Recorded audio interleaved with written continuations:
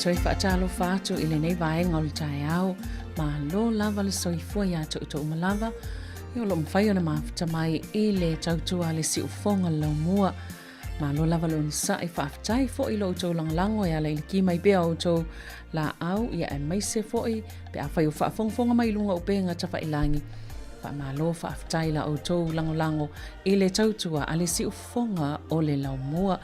O le taimile nei pio na whaalau loa ina atu i o le polokalame o le ina i laua Tinā ma Tama'ita'i o le polokalame e whaatinoina i tae au o aso wharaile te itasi.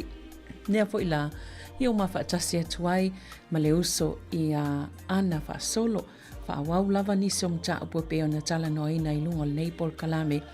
Ai mai se lava fo i le au nanga polokalame o lo ui whaatautai le nei vai tau nisi fo i o au nanga ia e mai se le whainga leo whana witi ia po le wawhialo i fo i o mātua ma whana witi ia po awala fo i tali atuai mātua i le whainga o whana witi ia pe ona mātala noa tili fo i le mata upule o le otisi ia o nisi o vaenga o loo so ina fo i ana i ana mata upo loo ai mai se fo iso engo fa ilonga o lo fa nga solo le taimi nei i o nisi o vaenga o na onga ia nga fo i tātou te fa no longo i mawele avanoa ia if so sani fo i tātou so ai la to o lo mfai ona maua ia to mai fa pitoa ia ai mo nisi fo i mfai ona o nga ia o nei avanoa lo mfai ona tal noa tuai i le nei polokalame talo fa lava ana ma lo lava soifua ma le fa malo si mal nei tae au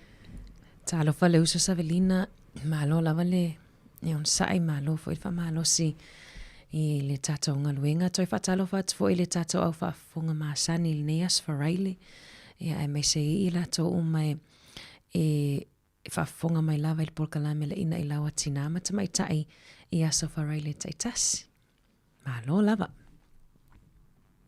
malo foi le on sai mal nei tae au ia pe lava ona toe whailo tu le amatanga le mata apulena chatal no ai ana le na so ai ma fa manino foi ia le autism ia po le autisi foi le ua mawaisia upue faingo fiona fa Sāmoa wa le ua manino lava le to tele malamla mai le winga le foi to inga a afianga ia po se vainga foi le soifua maloloina moni le Savelina tato pai lai titi ai tua le tā i le mata upule na ngata mai le tā whaasoa ia i le o tisi pe le sā tā na whaamamafa lava le tā tala noanga munmuli.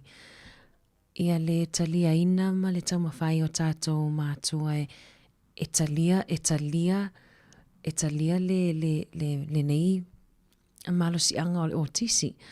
Ia awane i wha esea pe tusi esea i alo ma whanau po o tangata matutua fo e mawale o tisi ai tāua le su e mamala malama tāua fo i le whai tau ma au ina ia unga ma metotia fo i e mawhaiona e whaonga e wha atonu fo laua i le tau singa o le tamaititi ai mawale o tisi ia o te loa o le sa vili mai fo ese tasi o tatou pa anga Savelina i fo ilana lona alo e maua i le otisi ian fa asoa mai fo ile fia le porkalame aftai fo ile le vala au maima e matei loa i fo i o le ese sinao nga hon ma porkalame ia mo le tata o whaafonga.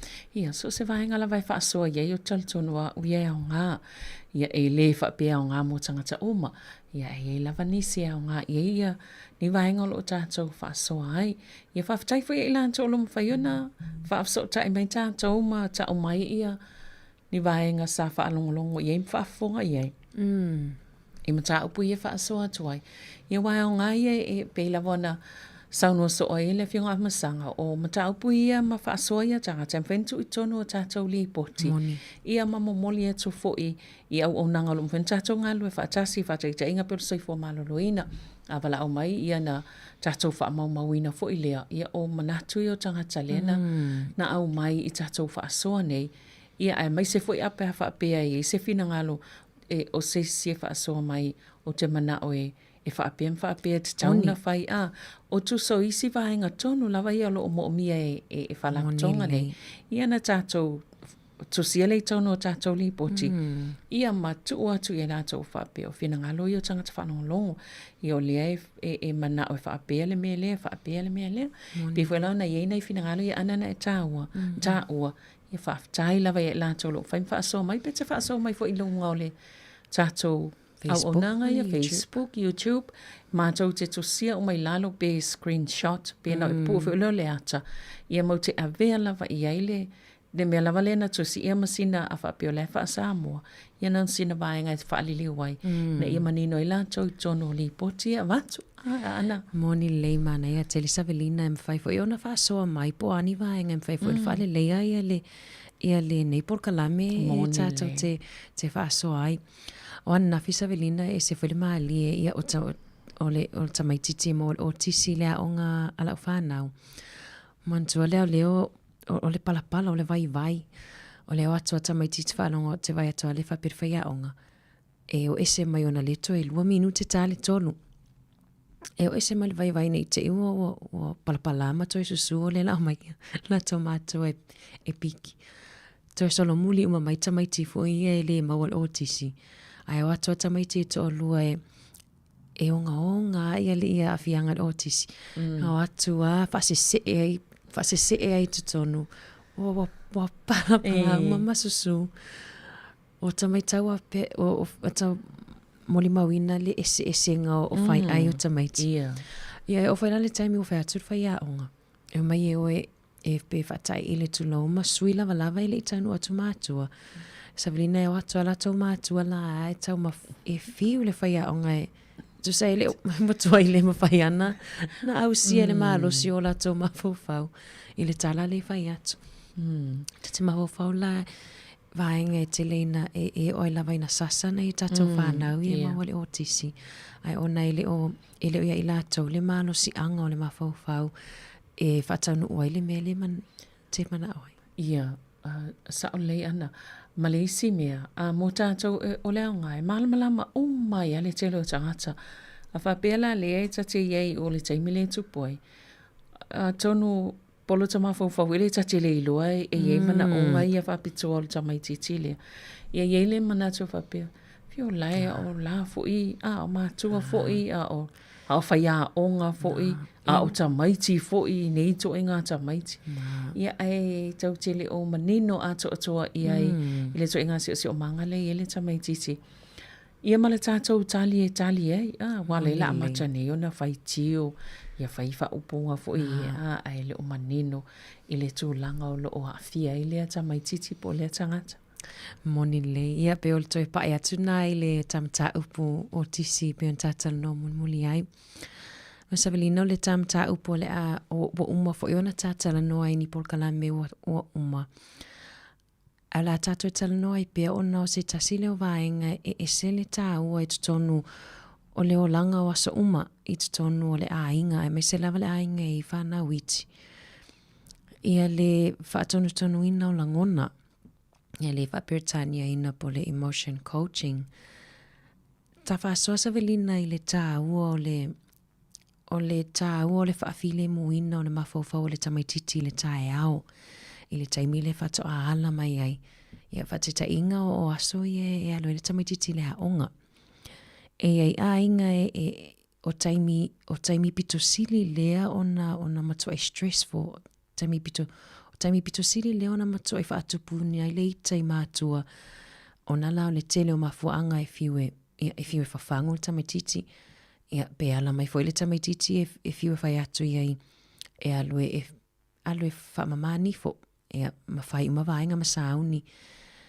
O isi ia wainga e leona whaatupuina le ita mo tātou.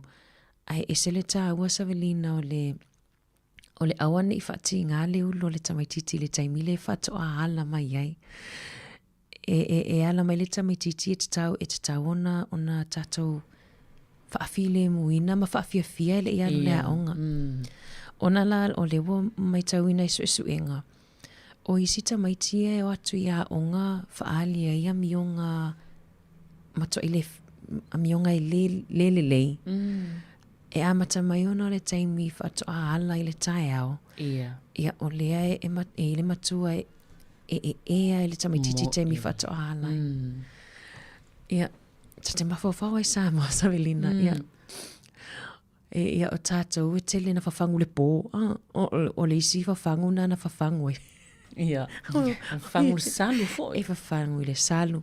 E lai te moe te whaale te iawa. Ona lau le fiu e whawhangu.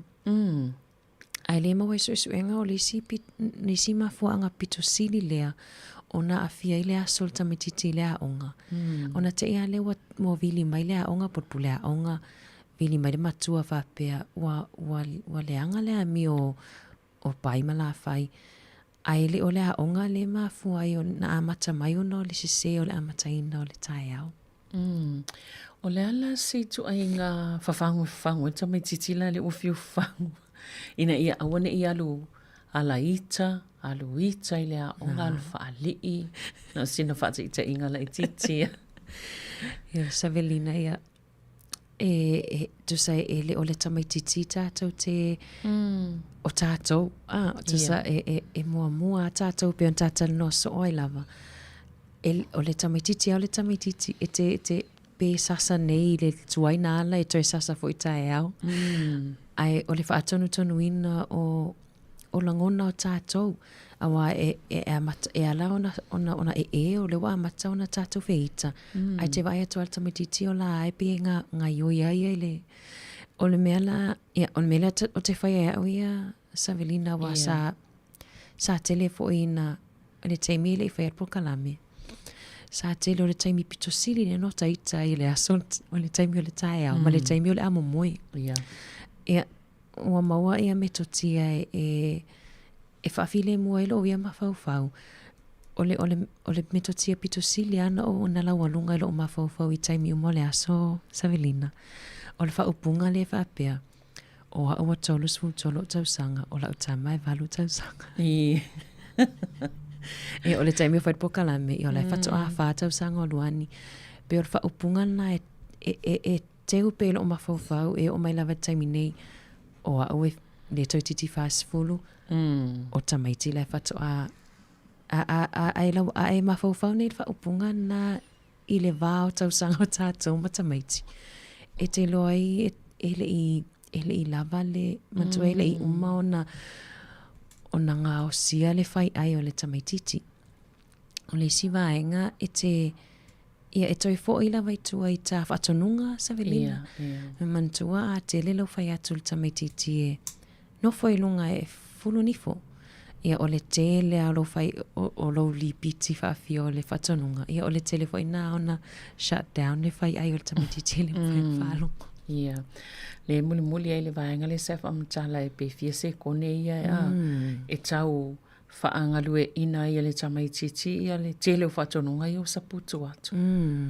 Moni lei, o matou groups i o whaanga solo Savelina le o matou le session numero 5.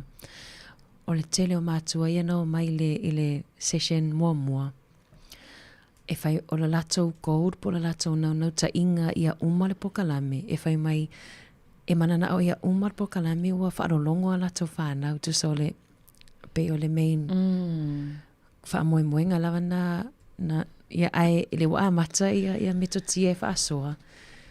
O le whaalongolongo mai e le o tamaiti le mafua ai. E le o tamaiti o le ngalulue a latou ia latou e pela o vaenga na i le tae au Savelina. Ta te langona fo e taita lo taita o no le lava o le moe. E te le lava ina whawheta mo ia eista mai ti le tae au o no le lai ta te whalongo ina lava ta te le o lanu mea mata ta moli. Lai te lanu moli. Ta te lanu moli. Mata loa le ona trigger uma pe so se mea tamiti te whai e o ale leo tele wa amata iao no taita. Ai leima se mea se tamiti te whai. Ia. Ia o le ele ima le ta fesili. Ia o le fesili le pe aisea o le aisea e alai ona vave na oso le ita o le matua e le tae au. Ia o te lo le whafunga me le tato atu no Savelina e mwhai whai ona whaasoa mai. Monelei. pe le ase o le ale me le ona wha so ita ia le tamaititi tai au. Na a fifa so mai, pala au mai e le tato kalame o le telefoni o le 12 lua ofa tasi. Ia mwhai ana e wala au mai ei. Ia mai whai sau fina ngalo e winga i le fesili le watu ana toi whai atu le fesili i vaenga i afto aki mai le tio. Io e pe aisea o le ale me le ona vave na oso le ita o le matua le tai au ona o tamaiti.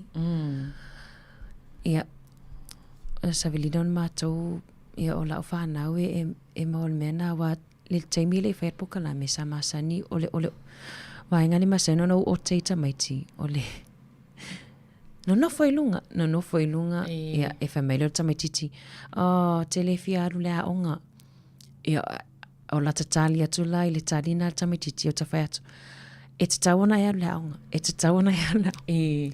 ia ai ona la le tato emotion coaching ma le whaatonton wino langona le la iona whaonga le tato metotia le o le validation na ia le e whaapea me le tamaititi o te le fiaru le aonga e mwhai ona e tali atu ai te malama le ia o isi taimi e te whaatutunga tāle e te nofo i tu tono o le emotional tamaititi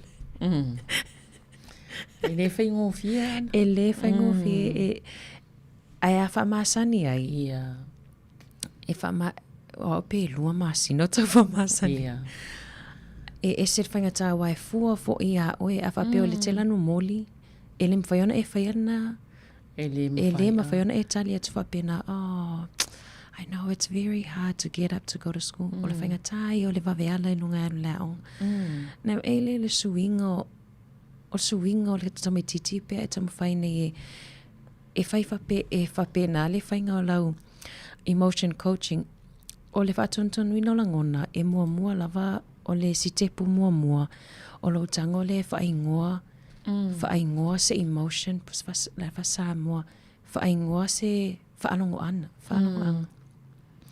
o tamaiti e te leina le iloa e la tau whaafeso o tai le mena laena te whaanongoina ma le upu e le tamaititi o lae e ita ai ai whaatu nei ai o wa ai atua wa e ita maiti whaapea mai o te leo ita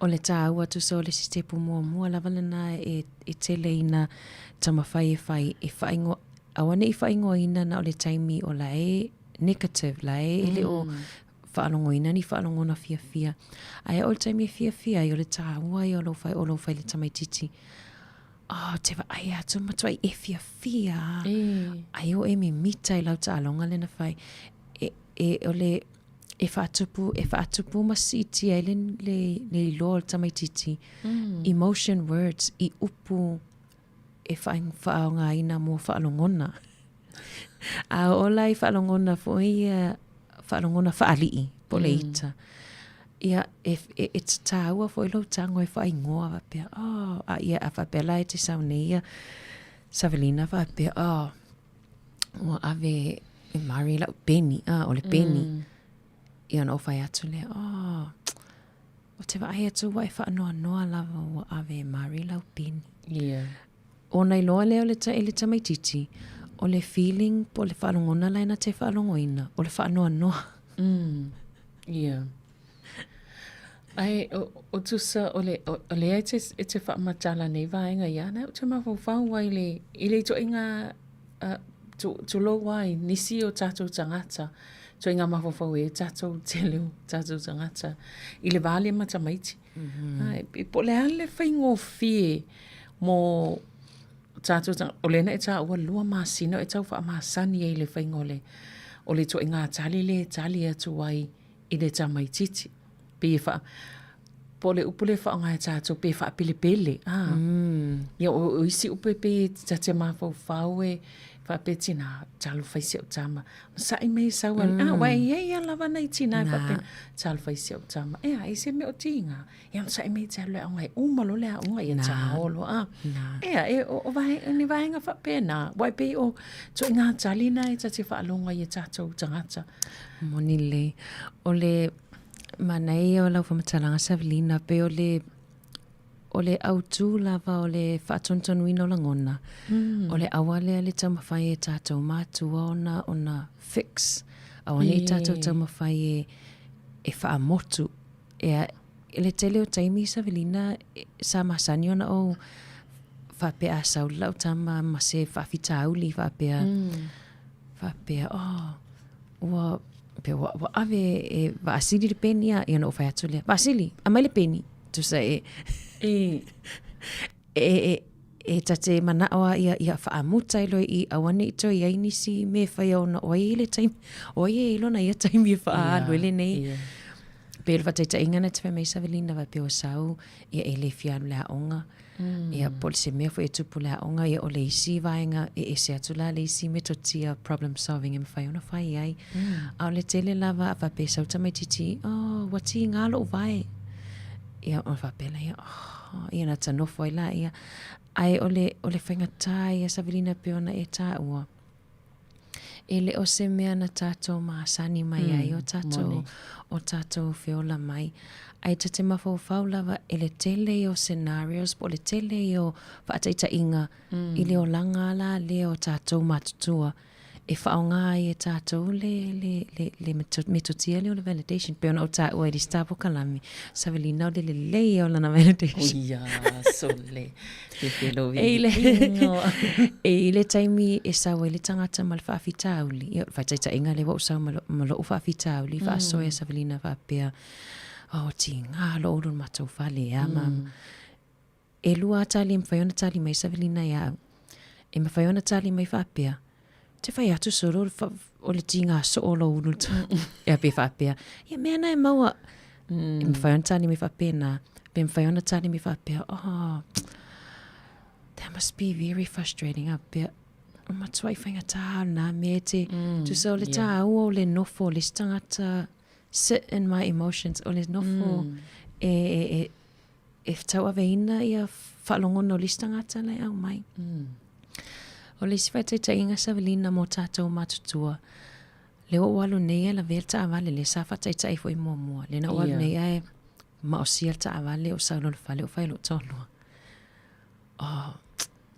Na maosia o matua ta avale. E luata li mwhentali me o whaapea me o lo tolua. Ai whena whailau telefoni ai le awala. Pe tali mai whaapea.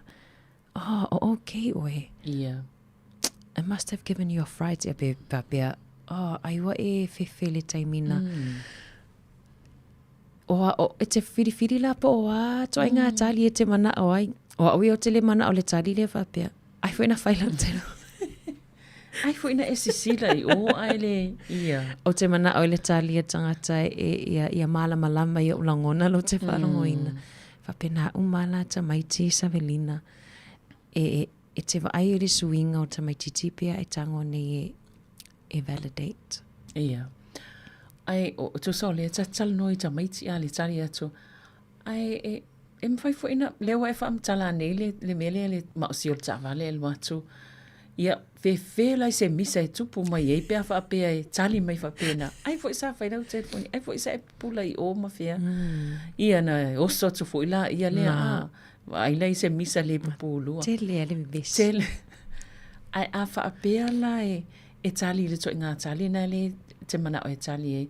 Ia o kei la oi. Ia me pito sile ananta haua wha mo lo wola ia vai e uma ia e muli ia fa inisi misa I tuane e muli ane awa e toi mai fo I lunga I se si taimi ai pe ole taimi lava le nei e tāua ia o lo nofo ma whaalongo na la olo langona I listangata sa ole ana se tasta pese ia na toi whaawaua toi leo le tapo kalame Ile nei tai au, malo lava lon sa. Inga. Tu sa o leo e le vaenga leo le o le tangata matua i le tamaititi pena whaamatalaina ana i le malama o le tae au ia afianga o le tamaititi pe au o tu le a onga ia o le whaila tate maa fau a whaina ola mea lava le tamaititi le lava le tamama le Tinā whaamatai a vea la tau matangata mātutua whaapena fo ina whaataitai la tau ini a la tau whanau sai o la se ia o vaenga na le maua e suenga a Savelina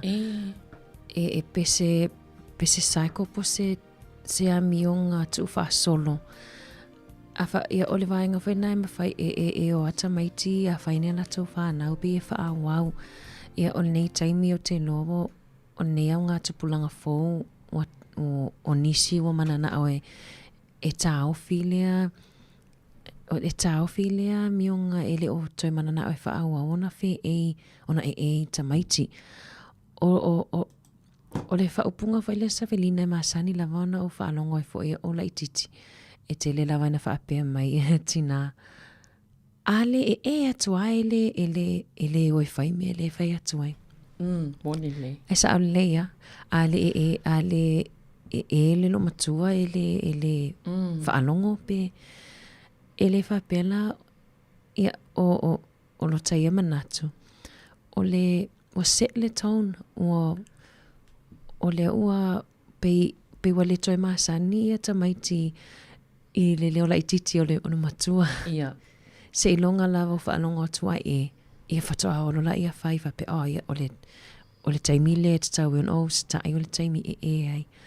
Ai na ia tā pepa Savelina le tele o awhianga o le le tamaititi. E awhianga i le tamaititi. E matua tele o vaenga e awhia le tamaititi le o le matua. E mana i fo ile hawa wa ia le ane whamtaltala chili. Ia manino i fo ima. Mota ita fo ia o tamalama tuai.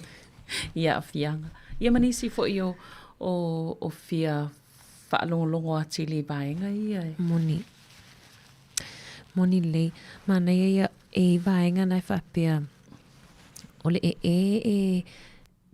pe whaaola ile pe otometia le alo le tamititi le threat response pe o le tali atu o le fefe ro le tata matua e te iloa lava inga i o inga ma le tino le tamititi wa le toi nofo lei ona le whanongo atu wa le o tele a le tangata matua e whainga tai fo i ona whaalongo ia mai le o au ina fo i mo ia le whaatontonu ina o langona po le emotion regulation. E le si vaenga na o le ote a ia po le ita o le ote e mawhaiona i lona so o tanga i le anxiety po le nofo popole po le depression i le tamaititi. Ia e alai ona tutupu mai le tele o isi whaafi tauli i le ola tupu ai. Ia o le isi vaenga na iai, ia o le pewhape o le masani lava o le ia so uma. Ele o iai se feso ta inga po se maftanga le lei maftanga fia i tutono le ainga. Ele ngata le tamaititi. A le a fia fu il tangata matua a Savelina. Ele aia mas tangata matua le oita. E laona ona o la hita. E sa o le lei. O leo te mawawau se so o tanga o ona le upfo ile ama le tantanunga o isi whapea. Tātou ia tu lou fo ia pe te osi se o se upulawa ia to ia ta ita ia le upu. Ona te whanonga mai, o le ita o tangata Sāmoa e matua, e whai ia, e whaatino ale ita le mea, to amalia pea whapea wapa i le tangata lea, ia e pa ia tua ua matua onga. No mawhau le mea whapea ana. I se whesota inga mai le taimina, na amata mai e o la ititi, i se tūlanga whapea pea, wa lewa e whataua, e ele whesota inga. Iyo ona whai lao, o tamaiti o mea poeata. O tusa o metotia po skills tomai o tomai umai e awa o tamaititi e awa o mai e ala le lona va ai le tangata matua a fa pe le ita tangata matua e o lai awa o mai le tamaititi a fa pe ita o le fo ima fa ali e le va ngana Savelina ta pepa o lo e fesidi fa pe o tato mana tua le te lia tato mea na whaia o tau awa au mai le tamaititi e Savali. Ia. O te lo Savelina nana i tamaiti o tau ainga o te lo o le stangata na fia lava e pati ma le taimi o le ia o le Savali e tamaititi. O le tele o tato mea na whai ia o le e wawa aina i te iwa pa u e kouta le tamaititi o tamawhai e Savali. O le approach lava le tasi Savelina, o le itu ainga me totia fo i le whaonga, pe whapea le tātou te tamawhai e emotion coach tamaiti, e whapea o le process lava le na, a whapea le na e te le expect, pe te le o le tātou lo e le whiola mai lo tamaiti Savavali. Na iei fo i tātou mawhauwhau o tātou e o tamaiti Savavali, ma pui, scaffolding e tele o tātou mea na whai e ha o ele tamatiti Savali e whapena lava la pe a whapea nei te tamawhai e awa o le tamatiti i ona whaalongona e whau le tamatiti o le bea le waile tāwala au Savelina tā alofa ma lo soifua ia nangi mai o fionga fotua ma lo lava soifua manuia le lua ia ta feido ia foi to soa kauri ngai vai ngorta e fo de lo fo de di lo lava ia onga o karamel kinga ya faina ya au wale kinga ya fui o sa eu ai Ona ia se kinga e vidia kumbara wa. Kai wa kala mwa. Ko fa ka u pe o kangoa ana i de. Mali. O kangoa. E cerca o ia que o ngai ka u. Pachina ka making ai o ngolo kilo la grandson ne ia. O le mea o le whainga o le le kaukala. Moni. O mea lai manga o iei. Ai le mwhaingoka i loa. E pau are mea lai vangia ngare kope aru muku. E le i lopo le alea koe nganga e. Ai ka kele umana malama iei pole are mea lai. Ia ka ke siu ia sili a kakau. A o foi lai nga pei a tangi mai a te u fai aku i saka kala foi dede. Ka te ke ia whapa ui lalo a ku i le uru wholoa. Pei lau le mea ngai e se leo kia rau lokolo ua lofa i ei. O ngau la i le mea le manga oi. A le lo o kadi aku sesio mako. Ma whapa uro le lalo ki vai ka ku i le uru ka miki ki lungo le wholoa se kugoua. Ia. Se ilonga laka ke kanga koe whapelepele masi i mai. Iang saulola ia lea, ia ka ke whiwala se ia kupulana mena. Ia au whakro, ia alue vai pulana mena ki nga awe. O whakai ka inga la, ale iloa ngere ka avale wonga le iloa mea wara o ka mikiki o le fia ia no toi tai mancha no ka avale.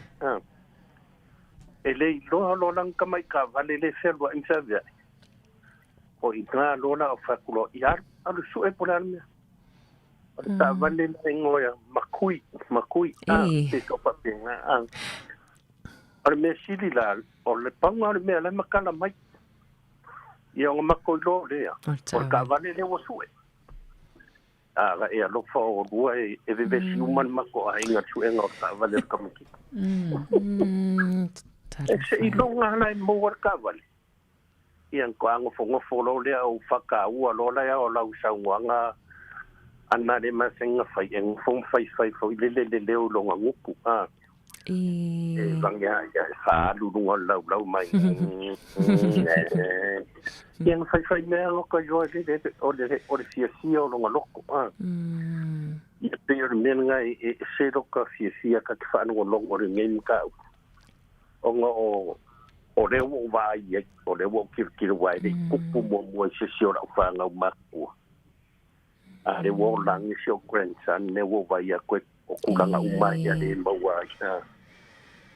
E iei la kai me e fai fo i waka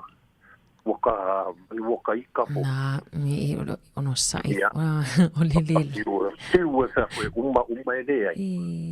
Ia ngau kampar se vai ko so sasalo. Ia nganga lua o kai lau kama whakaika ioka. E teila a vea lau sasar ngā fo i lele ua tangi a mamasusu ke alo wako wa korokolo sa wada ia lea oso mai lunga o vai si ia. Tango fusi ma wakuro ua. Ia, au peo i ngā la woka la ngonga fo i lele la wonga la ngonga le mele ka te whakwe. Ua mau wari fusi i loka ua makangi mas ia uwhakulo. Ia, sorry baby. Ia, ka ke ia la kwharongo ko kanko repeat mai la kanala e whaiak. Ia, te i lau le mea ngai ka ke fia ke le whanongonongon ngen kau. Tai lava. Ia, o ngā fo ia e o fo i pe o ngā e sau ngoa me leo le whai e ka me te ore si me o soilo e lo wakari makua aku. La wai le intabit. E maura le mea ngā e whai o rau fio whangu kai me o le aonga. Ai a sau fo i e sui se a e lo whai ia o lua Savelina. E whai ia o le ngei laka ke ngā waku ka ikar ngei waka weku o le akar kai me o le aonga. Ai pe ia e lo ango mai. Ele ango mai ko ele de kai de. Ia o solo kai e lo mo ko Kasiano barau. Le no solo kai kai. Moni lele. O wingo o fana. Ai aka poko la control pe yonga. O mo kwa o inga u mele o i poka na mele o bua. Malo, fa. Tai lava. Ya o fo inga mai media mai o ka sabla kole. Ia wole ote.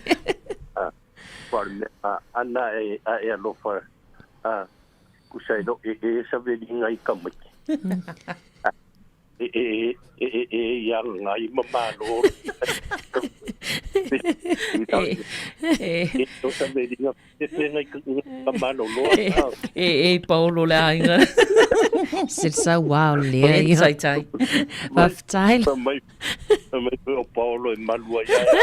Le se mal. Se le ote o le. Ai donga i Savelina o ai kawa nga. Baftail lava le lua mo la fasoa. Ia ma sei fai ro ko o fai ka po ro u marki nga so ro. Alo fatu e tongi me ale masola. Alo fatu. La kukinga inga sa pedinga e fo. Tinā ina Savelina e fo fafita. Alo fatu le lua. Sai lava le lua. Ia faso i fo. Ana ia le faso a le lua Savelina. Moni. Fafita uli fo i ia po lenga fo i ono si ona tali. Pero le ntata tanua lava i le i vini mai le lua i le whatontanu ino langona. O le aonga, o le skill, po le tomai ea o aoina e Tama'ita'i. E o voila e pen whaso le lua le fiwe, i le fiwe le Tama'ita'i le intermediate, ia te lo po le sefulu lua tau sanga. E tau te fiu e toso tātou whai ai le malo si angala o e whai Tama'ita'i. E pe o tātou i Sāmoa, e tatwhanonga le o te lo matua, na whasi fo e anafi, whasi nei, whasi tae au, whai pe walu atu e le tu ua le solo le mea tau antau, tau e solo tā e le tu lo. Ai ona ele o mawhai e le whai ai ona tā ofi. E ona Tama'ita'i pe a sauni i le aonga. Tātou matutua. E le wata ili masu tau sanga talon tātou whai le mea o sauni e le whengaruenga. La tau ia wa whai, pise mea fua a o Tama'ita'i.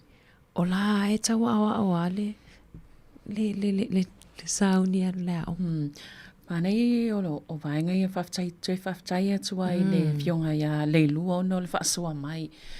I vaenga tāua ia o ngai mo ia i lau whaasoa ana wai pi tāpune i lewa i lo o to mai e whaasoa atua i mo le au whaafonga ia whaftai o le fu whaasoa mai le fionga le lua i le o ngā o vaenga ia le fu ina te e whaonga mo le vaenga siona fu i halo. E a fu i o toi fo'i lai tua i le vaenga lena e tāua ana o le tau te loa uma le taimi e tau wa o le savali o le tau tala i o le tolo a le Tama'ita'i a whaila le tau te popoto e matato uno sa ia o ia tau mai ia e sala i le mawhai e ona tato toi whaongala i le tuputupu a le Tama'ita'i le awa a matana whātau sanga wata moe ia wai pe e savali loa mata moe a mata loana e pe o le te mwingane wa a matana savali le Tama'ita'i mono savali mai vai le tamala na savali atu pe wa mata awa pe na wa mata lo inana tato fatu la fono le o le anu Tama'ita'i pe su e masa ili ale pe wa ngata mai lo na tato mai pe wa ngata lo na tato ono sa ina o Tama'ita'i sa te le tu lo wa ni vaenga ia le tata no ta o ia mo le tato va ai fo i vaenga ia na sa le Savelina o le upu fa Britania fo ile o le high expectations o tato expectation i ka mai i Tama'ita'i e sa le o le faingo fion tato fainga luenga o le tau o e savali ai e se fa fainga tau na tato o le Tama'ita'i e aru ese mai maona langona ia mone le ona la o te lolo tato nunga Savelina ona le ise sina faia ia te ele ise ele I faia ele ise sina faia ia tato ele inia me ele nia me ta o validation ia tato I Sāmoa e te tangi mai ia toi sasa atu e pe toi pe fe mai uma o le upuale a uma a Savelina e se le e te fiu e te whai atu Tama'ita'i au e tu ule tangi au le tāua i e te tāwana tangi e pe o tātou matutua a tātou feita ma tātou whatangi si e te le te tai e mana o si tangata e lua tu whape atu Savelina uma tu uia walamana o tangi a tangi fo ifa mai e whaari e pe whaali I pe awai mea tang no winga e o ono ai to tonu ia o talangona ia ana emotions ia na tāua ai le a o loi Tama'ita'i wa tātou tau mawhailo e tā ofi e pe e la fesili ai se a ono tātou e le o regulate tātou tangata matutua a tangi Tama'ita'i e le ai mase me whaale tonu I le tangi Tama'ita'i a o le tali ato tātou matutua e whaatontonu langona o tātou matutua o oia Savelina o te whalongo tuloa la a matana o aluane aluinunga lanu moli o le leia o tutu I whafumba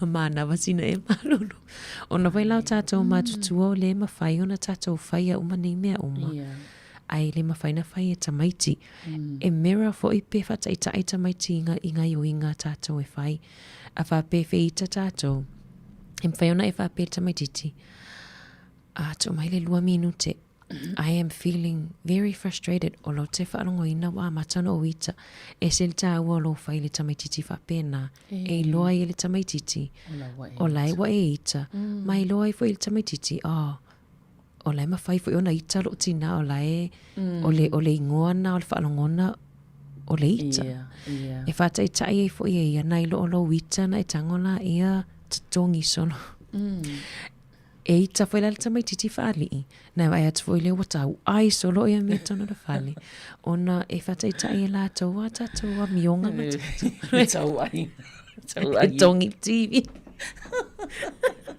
ai tau ila to ina porta ma pole mo fai ina le au le ia te ia le wa tongi for TV ia a tongi fo la Tama'ita'i pe fa ia ina le au le tapoi ia la wa sasa lo Tama'ita'i wa fa pe mo tu wa tu te lo e tonga ta e te fa lo ta lo ngai tala ia so me e langa e fa pe a lon tamale italianga ia na tonu. Me e ora whaia ina le anga ia.